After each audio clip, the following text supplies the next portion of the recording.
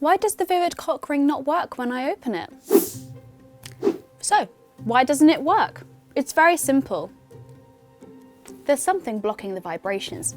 So what we're going to do is we're going to gently pull the bullet vibrator out from the silicone casing. This may take a little bit of time and maybe a few attempts as well. Gently push it out, and there should be a small cap.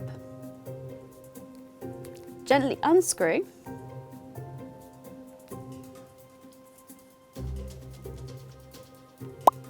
there should be a white piece of small paper in front of it.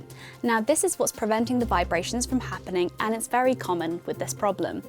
To solve it, all you need to do is simply remove it. Once you've removed it, simply pop it in the bin. Once you've removed that white piece of paper, simply screw it back on.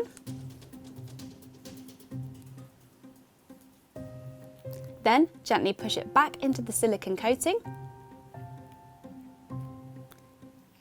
Twist it on, and the vibrations can already be felt, and it's ready to go. Simple. And that's how you get the Vivid cock ring to work.